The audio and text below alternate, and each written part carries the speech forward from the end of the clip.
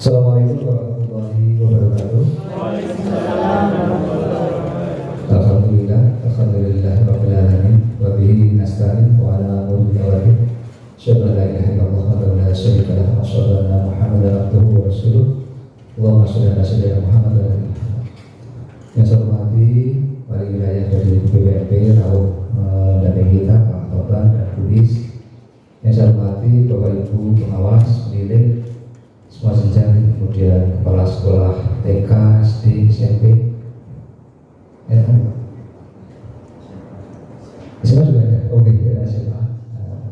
Dan teman kami dari bidang SD Pak Parto yang dari bidang dari seksi guru-guru. Alhamdulillah atas ridho Allah kita diberikan kesehatan. Rawuh undangan kami terkait dengan pemanfaatan rapor untuk transformasi saluran pendidikan seperti itu.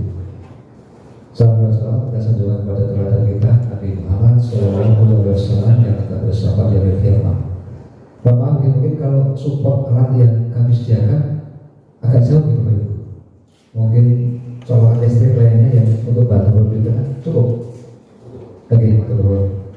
Bapak Ibu yang hormati, mohon izin kami mewakili kepala dinas karena belum masih masyarakat ibadah haji, sehingga kami diminta dalam kurang waktu 2 bulan ini untuk mewakili beliau. Terima kasih rawuhnya hari ini kegiatan yang difasilitasi BPMP terkait dengan pemanfaatan rapor untuk transformasi seperti itu. Bapak Ibu yang hormati bahwa kemarin kan orang sempat dievaluasi dari pemerintah pusat melalui BPMP bahwa pemanfaatan rapor dalam penyusunan perencanaan berbasis data, ya, kemudian rapor dalam transformasi seperti itu kan ada yang ada, dan ini menjelang akhir pembelajaran tentunya kan mungkin menjadi bagian juga walaupun evaluasi rapor biasanya bulan apa? Juni Oktober. Raportnya Juni. Oke. Nanti keluar hasilnya. Sudah keluar ya rapornya. Soalnya kadang-kadang perencanaan pendidikan dan perencanaan daerah agak berbeda waktu. Kalau mulai pendidikan kan Juni mungkin PDB, kemudian Juli mulai cut off produknya kan di Agustus seperti itu. Tapi di daerah kan beda. Perencanaan itu mulai bulan November mulai masuk ke PPS penyusunan di Dewan seperti itu. Kemudian penetapan akhir Desember, Januari dilaksanakan. Itu agak berbeda di situ, sehingga biasanya dipakai untuk ukuran penyusunan di Bapeda mengenal itu kami agak menggunakan data yang tahun lalu, data terkait dengan siswa yang ada, sehingga penanganan anak tidak sekolah yang lain itu kami agak berbeda. Kalau terkait dengan sekarang ini kita didorong bahwa raport hasil evaluasi asesmen yang lainnya dipakai untuk transformasi. Dari Bapak Ibu tadi kami mendorong teman-teman guru Bapak Ibu sekalian.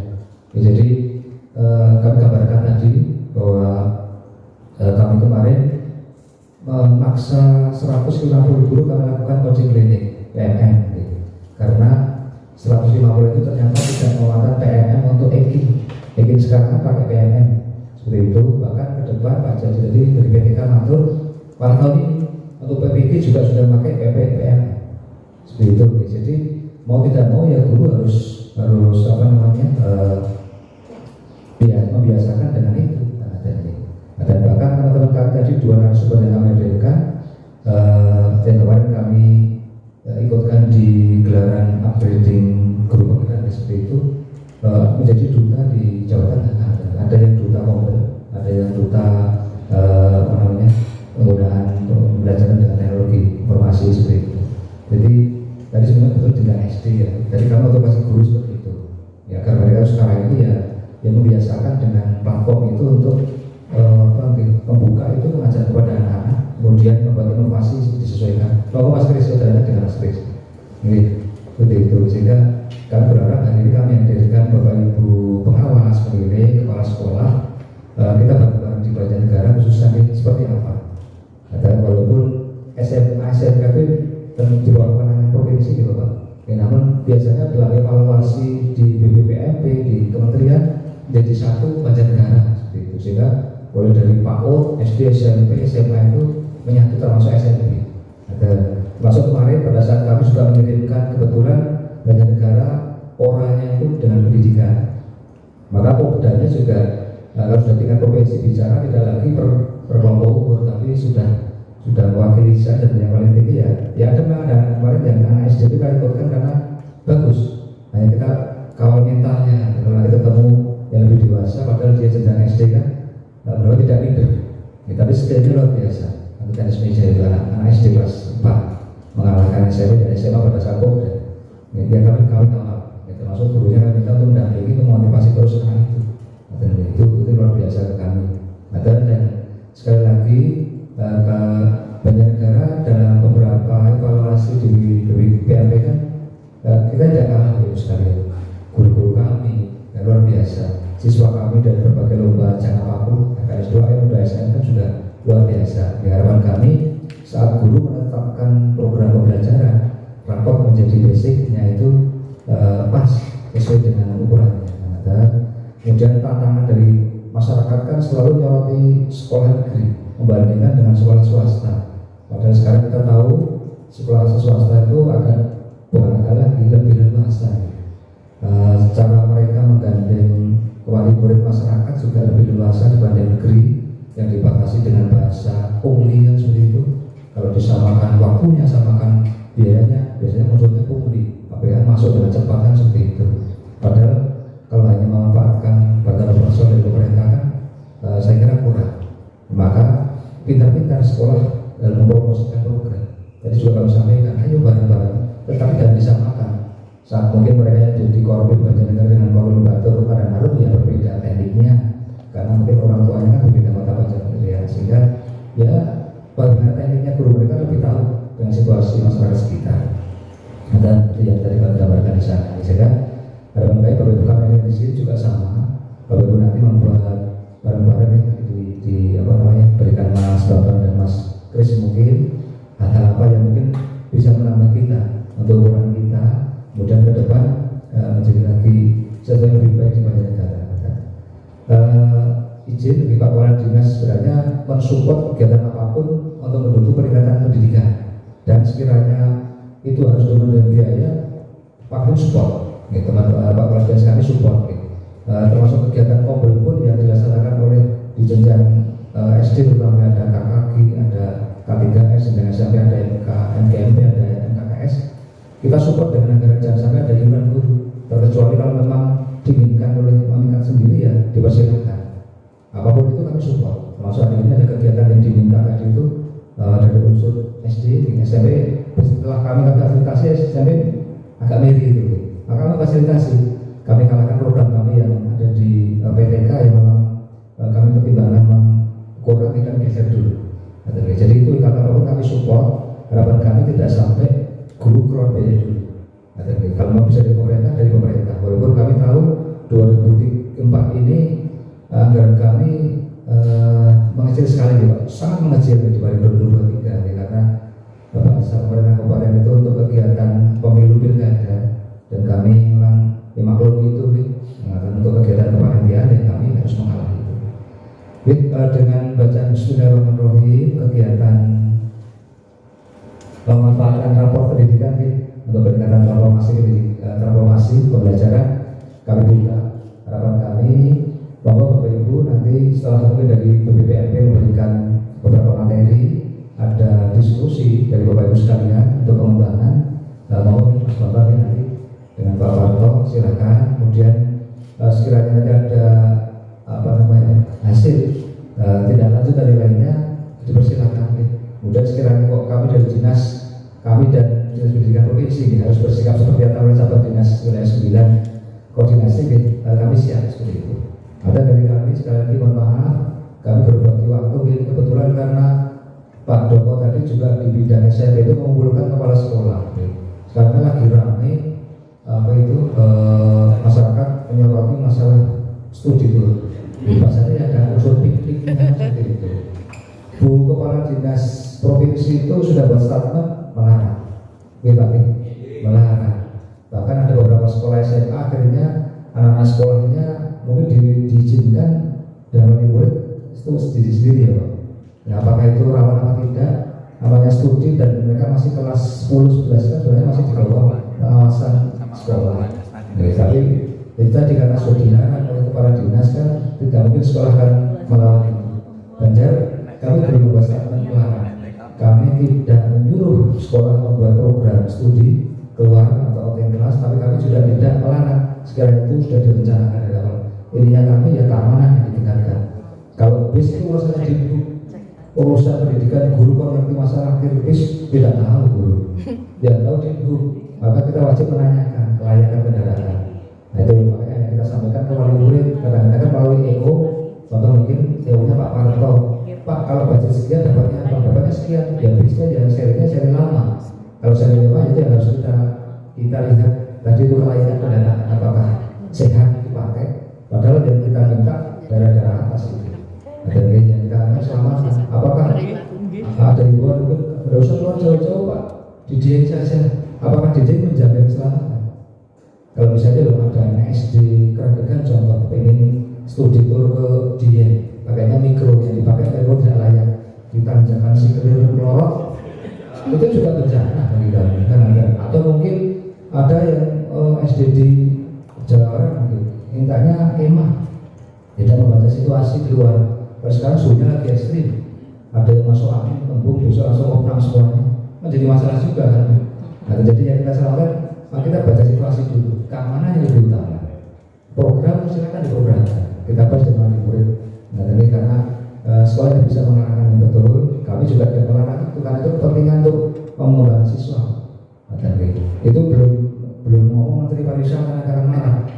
Siapa yang melarang siswa ke pariwisata akhirnya turun PAD juga. Itu sehingga kondisi kami tidak nunggu nanti Pak Parlo, menemani Pak Bambang, Mas Is dan Bu Is dan ibu sekalian serta ikut menemani Bapak Ibu kepala sekolah saya mampu dikumpulkan semuanya di SMP 1 tadi. Izin seperti itu. Terima kasih, mohon maaf barangkali tadi matur saya kurang berkenan. Kami akhiri. Astagfirullahaladzim. Assalamualaikum warahmatullahi wabarakatuh. Waalaikumsalam warahmatullahi wabarakatuh.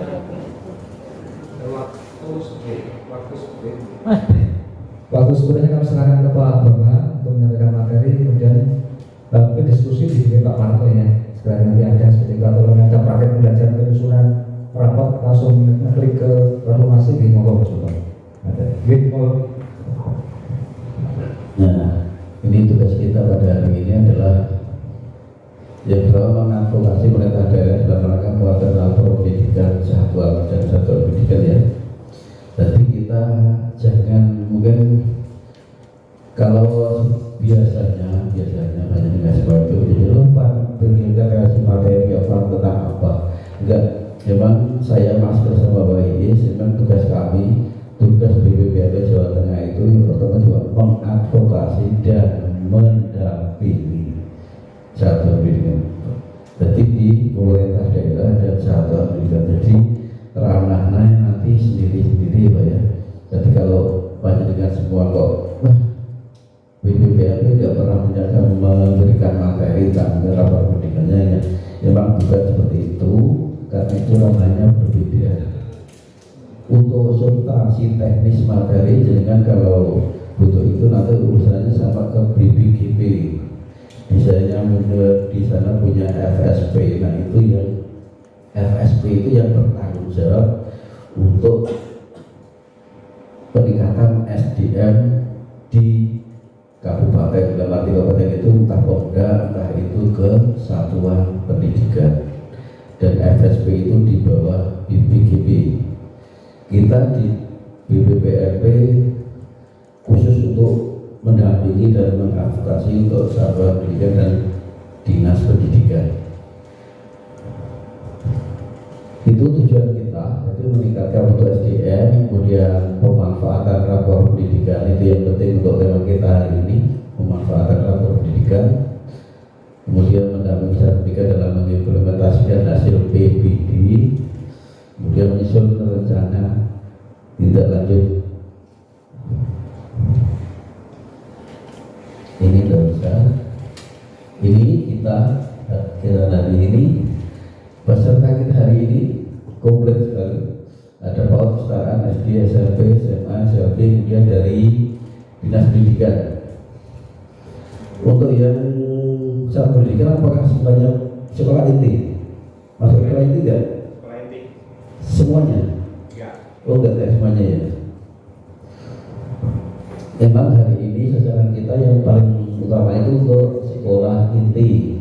Dan nanti kita ada bagian kelompok untuk berdiskusi tentang bagaimana atau apa yang sudah dilakukan untuk memanfaatkan pendidikan dan apa rencananya nanti dari dinas, kemudian dari satuan apa yang akan dilakukan rencananya ke depannya untuk memanfaatkan rapor pendidikan.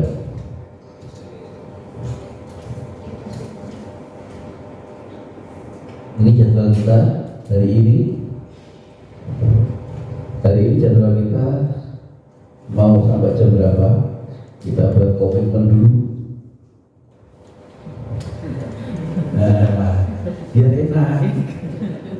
Kalau panjang nanti ngomongnya saya baca sedikit ya sedikit itu aja. Belum luhur?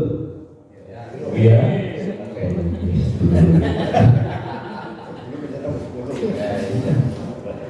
Luhur itu sudah jam 9 lebih. Diskusi saja. Presentasi sudah habis nanti. Tidak apa-apa. Kita sebelum luhur setengah 12 itu ya. Ini untuk diskusinya. Nanti dibagi 3 ya, ada Paudikmas, kemudian Dikdikbud dan Dinas Pendidikan. Ini untuk alurnya.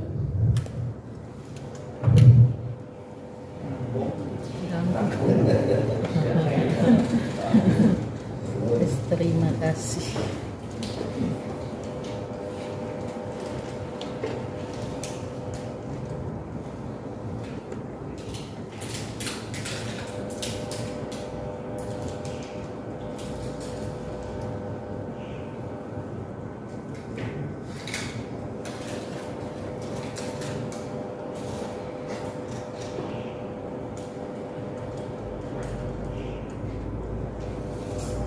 Nah, ini untuk awal dari diskusi kita pada hari ini. Apakah saat ini sudah memiliki akun semuanya? Sudah, tapi dalam dashboard untuk belajar ID memang ada satu yang belum aktivasi. Nah, itu yang kemarin kalau nggak salah datanya kalau nggak salah itu sekolahnya ditutup. Iya Pak ya. Yang satu yang itu sekolahnya mungkin sudah ditutup tapi kesalahannya itu belum terupdate itu. Jadi di dashboard itu tetap ada satu akun yang belum aktivasi. Itu yang jadi masalah kadang seperti itu. Kemudian ada yang belum mengakses platform rapor pendidikan, kemudian PMM. Itu ada beberapa, kalau nggak salah ada 2. Saya lupa datanya ya, ada 2 yang belum mengakses. Kemudian ada lagi yang belum mengisi SKP juga. Karena sekarang itu satu kegiatan ya, satu rangkaian, semuanya satu rangkaian. Di dalam Kemdikbud sekarang ini menerapkan transparansi menggunakan aplikasi. Tujuannya adalah biar lebih transparan, lebih mudah, baik mudah dalam pengisian, mudah dalam mengakses. Jadi apa yang dilakukan pemerintah saat ini adalah bertujuan untuk mempermudah panjenengan semua. Tetapi di lapangan memang banyak yang mengeluh karena kayak di PMM ya, mungkin banyak sekali keluhan, terutama yang aksi nyata. Itu keluarnya banyak sekali.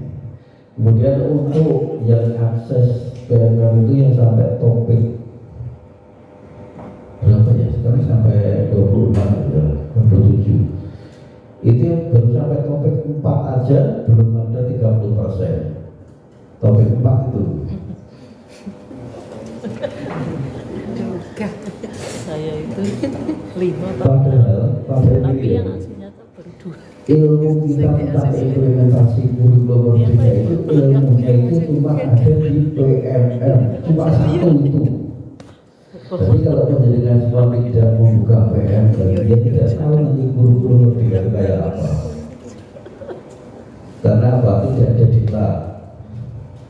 Memang pemerintah tidak mengalokasikan anggaran untuk diklat PMR itu berbeda dengan yang tahun dulu waktu K13 ada. Tapi untuk sekarang memang tidak ada diklat. Untuk PMR lebih difokuskan pada pembelajaran mandiri. Sebenarnya itu sebuah kemudahan yang sebenarnya, karena apa? Untuk sebuah aplikasi Anda bisa mengakses kapan saja, di mana saja. Nah itu lebih bagus kalau jadinya nanti aksesnya kalau di dalam ya bareng-bareng. Jadi bisa dibuka bareng, dibahas seperti itu lebih bagus. Bukan sendiri-sendiri, mungkin komunitas belajar, kalau komunitas belajar kan nanti bisa menularkan lainnya. Tapi kalau membuka bareng-bareng bisa belajar bersama seperti itu.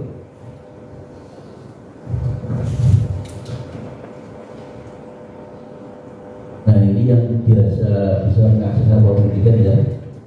Ini semuanya.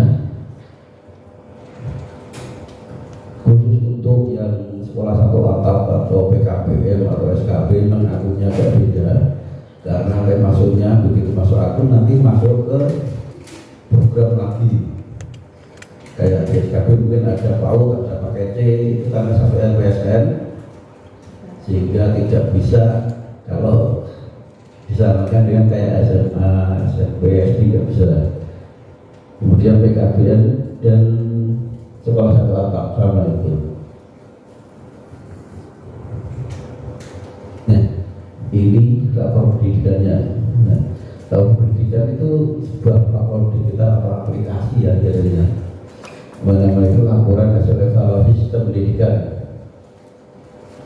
Lapor ini berisi penyempurnaan rapor mutu. Kalau dulu itu ada rapor mutu ya. Nah, rapor mutu itu dulu dan itu sifatnya penyempurnaan dari rapor mutu yang dulu. Kemudian data yang ditampilkan itu data panjangnya semua komplit. Jadi mulai dari ya, literasi, numerasi, kemudian karakter anak, karakter belajar karakter, kemudian ada ilmu kebinekaan. Kalau sekarang ilmu kebinekaan itu tambah lagi dengan inklusi ya. Kalau dulu keberagaman baik agama, wilayah, daerah itu kan tambah lagi inklusi untuk kebinekaan. Ini data rapor pendidikannya. Isinya sumber datanya dari sini komplit punya. Ada data coding, ada data akreditasi, data arkas, data manajemen talenta dulu atau data aplikasi dulu, kemudian ada hasil tracer studi khusus untuk SMK itu. Kemudian ada data MS untuk kemenang, sekarang bisa jadi satu, sekarang ada perhubungan antara lapor pendidikan kemudian dengan EMI sekarang sudah bisa dibuka. Kemudian dari data BPS, data BPS itu kita tentang data-data anak ya, data-data anak dari sisi sosialnya, mungkin dari keluarganya, ekonominya dan lain-lain.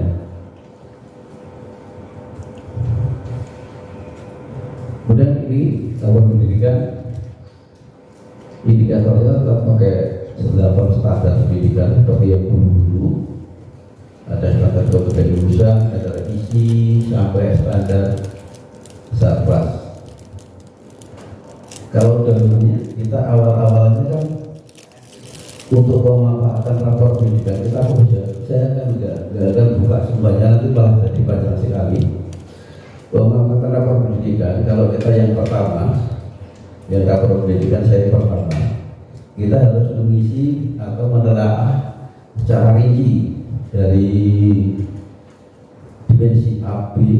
Jadi kita mencari permasalahannya kan apa yang terdapat di situ, nilai literasinya berapa, numerasinya berapa, kemudian skornya itu jadi tinggi, sedang atau rendah, seperti itu.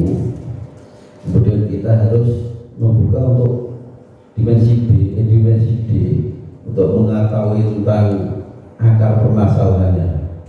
Disitulah yang dimanfaatkan untuk rapor pendidikan seperti apa. Itu kita ke belakangnya, bagaimana mencari permasalahan, mencari akar masalah, kemudian kita membuat perencanaan. Itu rapor pendidikan faktornya di situ. Jadi apa yang didapat, apa yang terjadi dari asesmen nasional yang telah kita lakukan, kita kan diketahui kondisi satuan pendidikan kita itu kayak apa.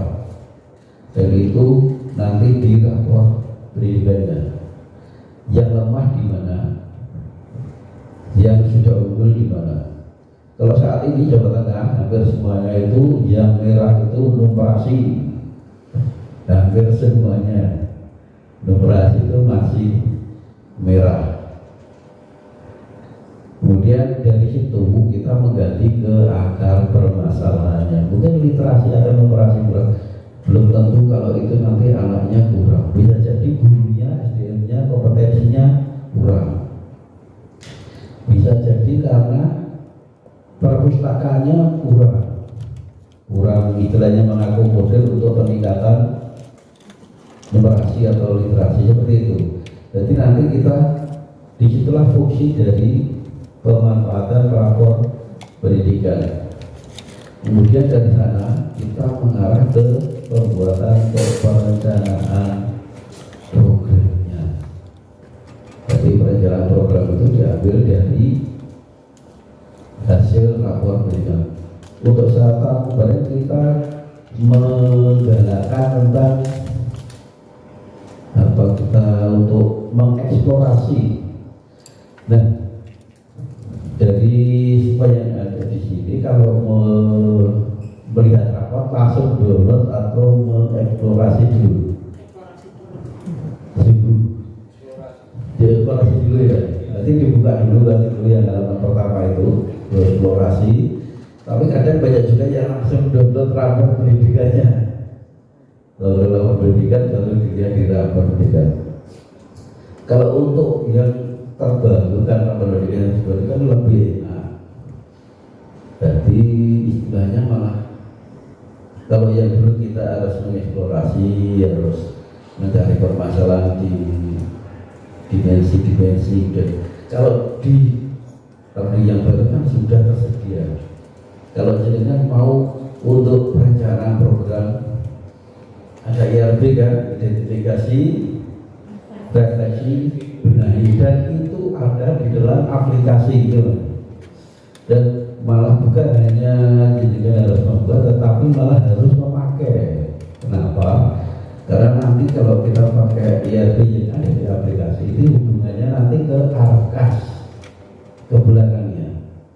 Jadi kalau ada melakukan benahi itu membuat sendiri, nanti malah di arkasnya enggak muncul. Banyak yang komplain kenapa tidak muncul, ternyata dia tidak pakai benahi tapi membuat program sendiri. Sementara di dalam benahi kan sudah diplotkan kan indikatornya apa, indikator mungkin Anda bisa berbasis di sub-indikatornya atau di sub-kegiatannya, bisa dipilih di situ. Bahkan di sub-indikator kan mungkin ada di mungkin kelemahannya di literasi, di situ bisa pengadaan perpus, kan ada juga pengadaan umpamanya seperti itu, pengadaan buku untuk perpustakaan itu di sub-indikatornya atau sub-kegiatannya seperti itu.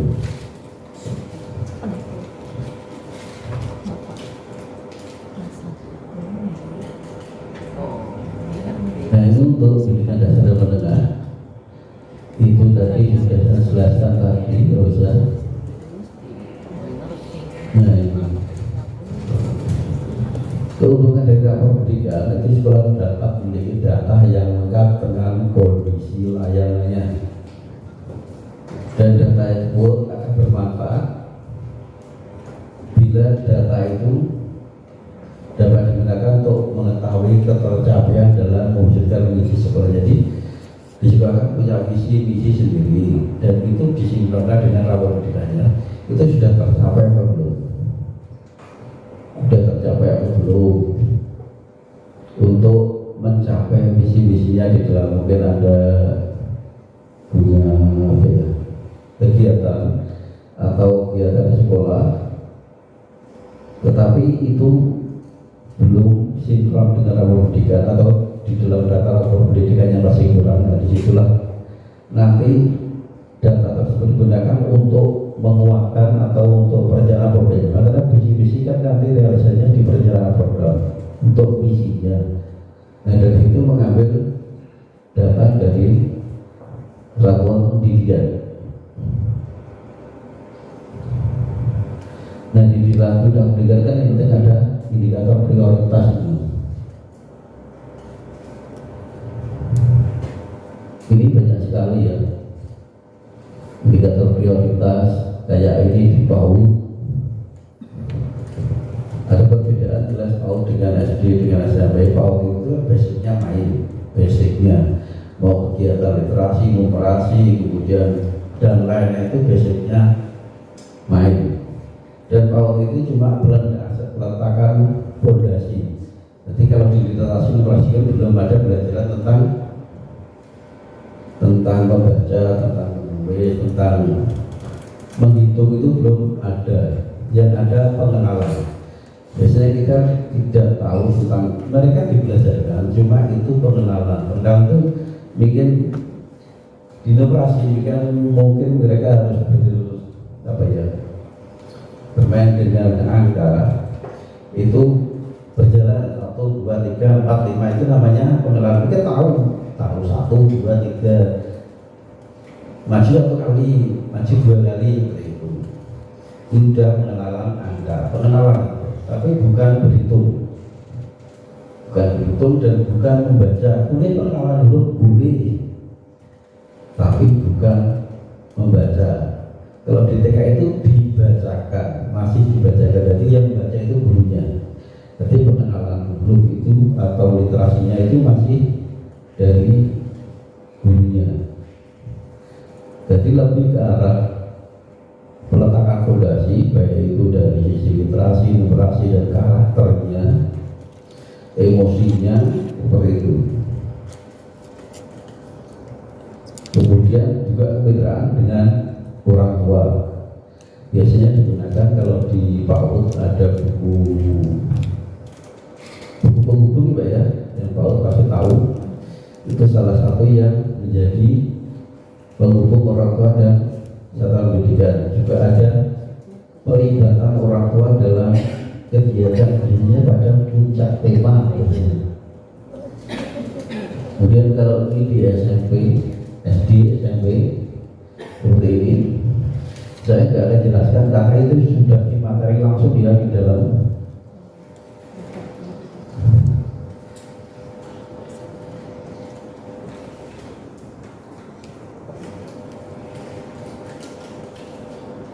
Nah, ini apakah sekolah hanya boleh melaksanakan kegiatan pelayanan pada indikator prioritas? Jawabannya tidak, karena prioritas itu hanya sebuah yang dijadikan acuan saja dari Kemendikbud. Jadi nanti untuk prioritasnya atau layanannya silakan berkreasi sendiri, bisa melakukan kegiatan sendiri atau melakukan prioritas program sendiri, bisa menambahkan tapi tidak bisa mengurangi, tapi bisa menambahkan.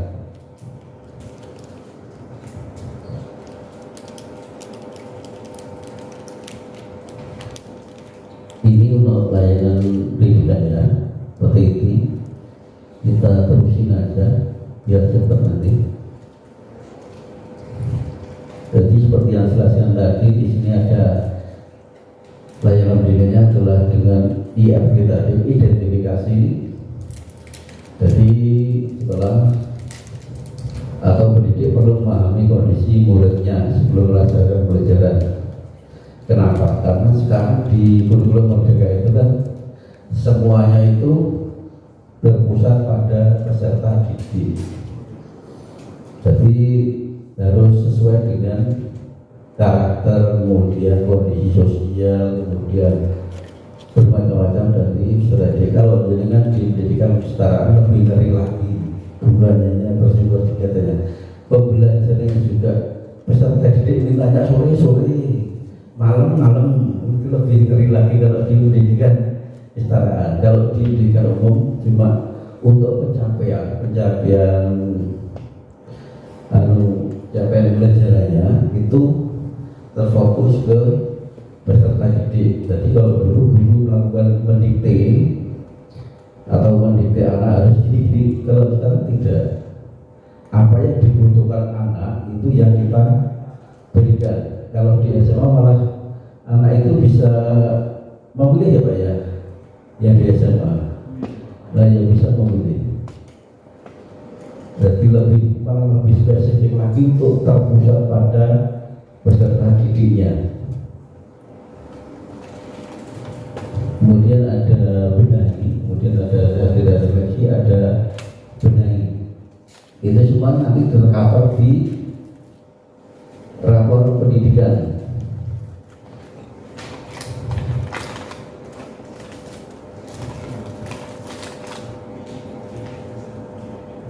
Ini karena platform yang ada di Kemendikbud itu terhubung semuanya ya. Ada rapor pendidikan, ada ASAS, ada Siplah, itu terhubung semua dan harus digunakan, harus wajib.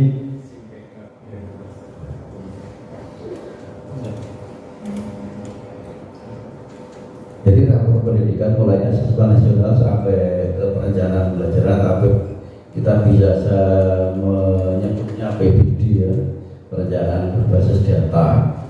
Itu kan mulai dari kita mengaksesnya atau mengakses rapornya sampai ke pengajuan untuk perencanaan program. Nah itu nanti mundurnya ke Arkas. Itu satu rangkaian nanti. Ke Arkas, kemudian Arkas itu juga nanti terhubung lagi ke Siplah. Jadi kalau kita pengadaan sudah tidak seperti dulu lagi. Kalau dulu kita biasa yang paling sering itu jereng ya Pak ya, jereng anggaran, dijereng-jereng. Kalau itu bahasa namanya dijereng, kalau sini apa ya? Tapi anggarannya kan di pondok-pondok atau seperti itulah. Nah itu kalau sekarang, kalau dulu kan mungkin anggarannya untuk A, anggaran A, kita SPJ-nya A, tapi kegiatannya pakai B. Nah itu sering terjadi di lapangan. Iya enggak Pak? Untuk SPJ-nya A, kegiatannya SPJ-nya, tapi ternyata uangnya dipakai untuk yang B. Tapi kalau Siplah untuk pengadaannya nggak bisa, tetap jaringan beli apa di situ, sudah uangnya nanti langsung transfer ke situ, sudah nggak coba istilahnya. Boleh coba, tapi itu tujuannya untuk transparansi. Karena apa? Nanti laporan aja jelas, pajaknya jelas, seperti itu. Biasanya kita lalai di pajak biasanya. Kalau kita pakai Siplah nanti sudah istilahnya pertanggung jawabnya lebih enak. Kemudian untuk sesi edukasi perburuan, sekarang ada aplikasi buku bermutu. Silakan dibuka semua, di situ ada banyak sekali bank data, bank buku, bisa diakses, bisa didownload. Silakan digunakan. Kita sebenarnya udah dimanja, cuma kadang kita itu udah, kalau masih kita berpola pikir lama, seperti tadi yang PMM, kita mintanya itu diundang dinas, didiklat gitu kan. Biasanya banyak guru-guru mintanya seperti itu. Mereka tidak mau kalau disuruh belajar sendiri lewat PMM. Tapi dengan substansi yang kalau sekarang di PMM sudah sampai topik berapa, 27 atau berapa, itu kalau berapa? 46 malamnya. Nah itu kalau kita melakukan diklat sampai kapan juga nggak bakalan selesai. Makanya dibuatkan sebuah aplikasi supaya jenengan bisa, kalau pas luang lah, mungkin habis belajar lihat sebentar 10 menit apa dilihat videonya, besok lihat apa lagi. Nah mungkin dalam satu topik, mungkin dalam 1 minggu baru membuat aksi nyata. Aksi nyata tuh bisa foto, ya foto, pakai video pas ngajar tuh nggak masalah. Itu sebenarnya simple sebenarnya. Cuma banyak yang lebih takut biasanya. Itu nanti kita untuk advokasi. Advokasi ini lebih ke dinas pendidikan ya. Jadi ini mulai dari bawah untuk mengetahui tentang PBD, kemudian mempunyai kemampuan untuk melakukan tahapan PBD, pelibatan ruang pendidikan itu lebih ke dinas pendidikan untuk yang ini. Kemudian kelasnya pendidikan itu pembebasan PBD melalui beragam model seperti ini.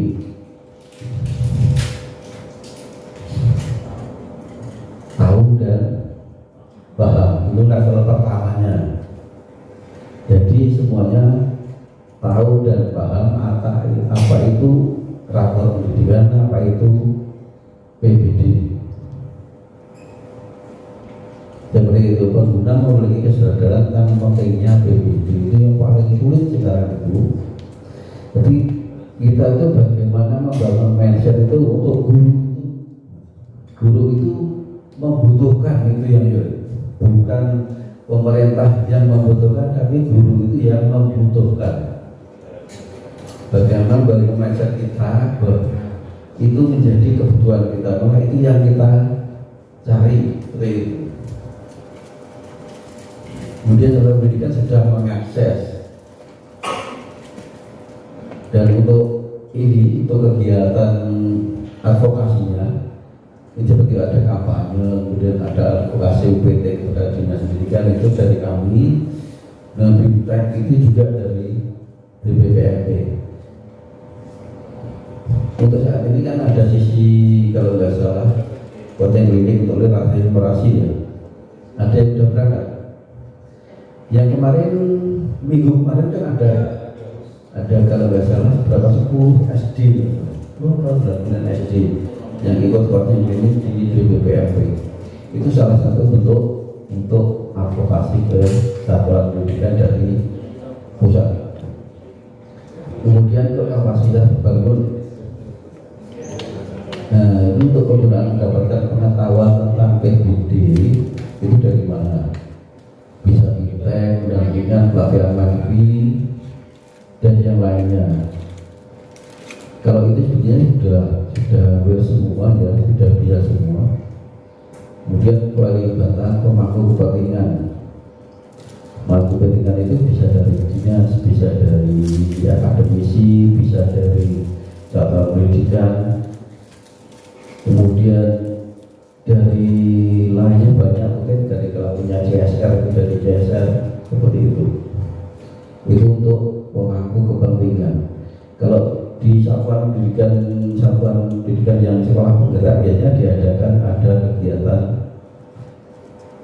forum pemangku kepentingan setahun sekali. Nanti mengumpulkan semua komponen itu berdiskusi bareng biasanya.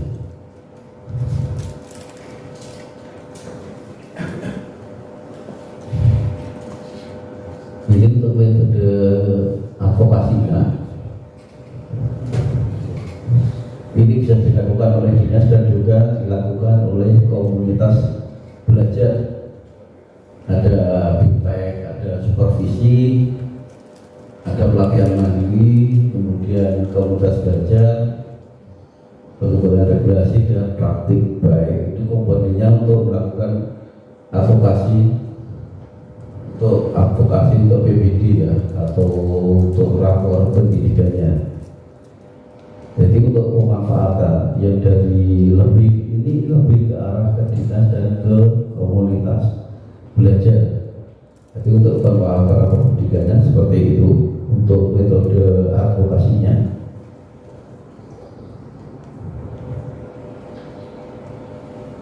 untuk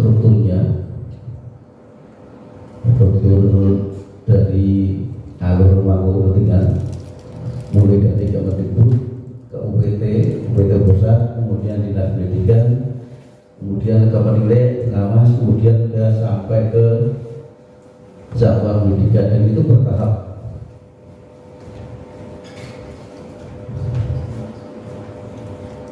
Kita agak nyeret tidak apa-apa, karena tidak tahu semuanya, tidak melaksanakan rapor pendidikan ya, jadi kita ke arah ini aja tidak apa-apa.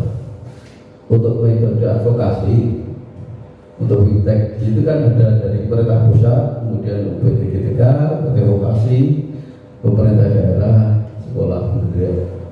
Itu ada bentuknya, ada pesertanya, ada sasaran, itu tingkat nasional ya itu ya, dan ada waktunya. Itu tingkat nasional untuk 10.000, 14.000, kemudian ada 120.000 pengawas atau kepala sekolah, kemudian 60.000 seperti itu.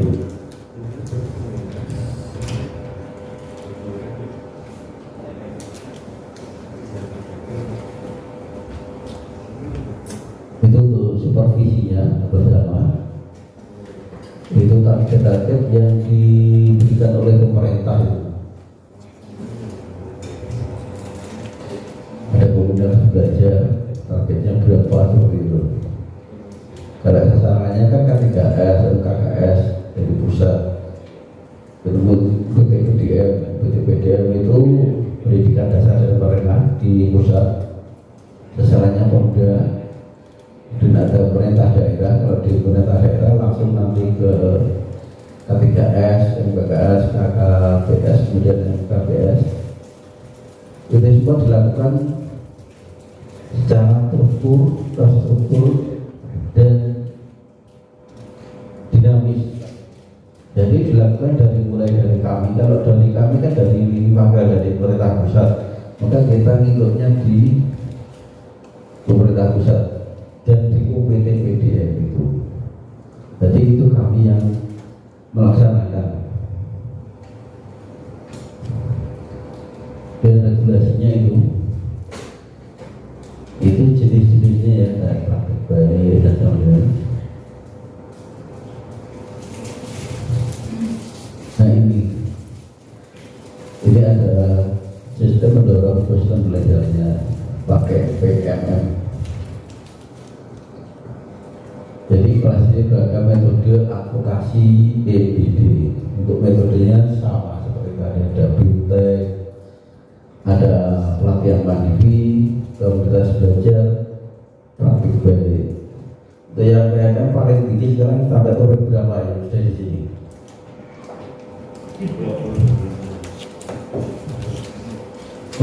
Saya mau tanya yang paling tinggi berapa? Yang sudah diakses PMM-nya, topiknya. Piro Gwenda.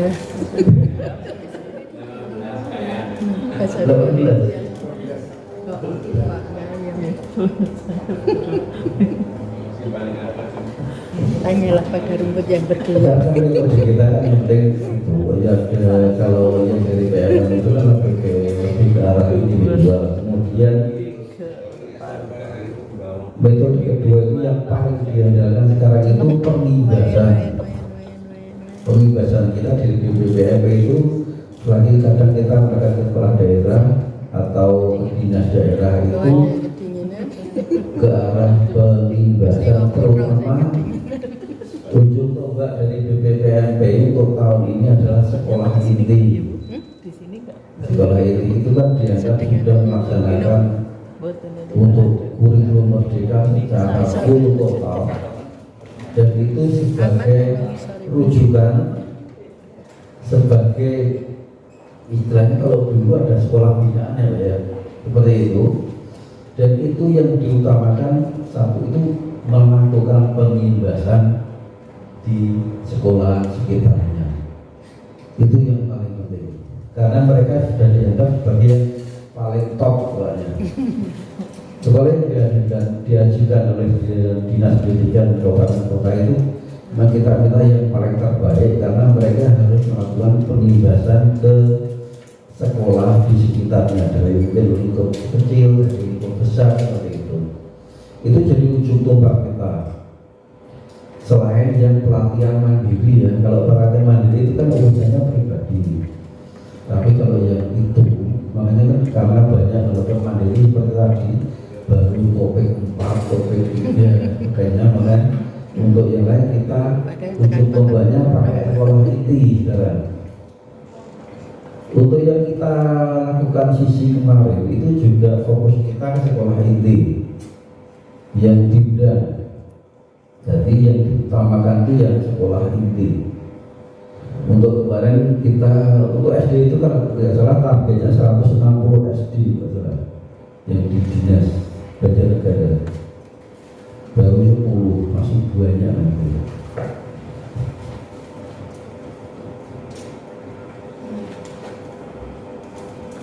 Nah ini kita sudah selesai untuk sedikit tawaran tadi untuk mengantarkan tentang bagaimana tentang rapor pendidikan, bermanfaatnya seperti apa ya, seperti tadi. Yang penting pemanfaatan itu, data itu bisa digunakan untuk perencanaan program, untuk memaparkan visi-visi atau mencapai target visi misi itu dari sekolah dengan menggunakan data dari rapor pendidikan. Rapor pendidikan masuk ke perencanaan yang menjadi target misi lembaga. Untuk kita yang kedua, kita bisa ini nanti aja diisi, kita ke ini aja, membuat rencana tindak lanjut. Silakan untuk membuat tindak lanjut ada tiga kelompok ya, Dimas, Didas, dan Dinas. Monggo kita bisa berkumpul jadi 3 berkelompok, monggo.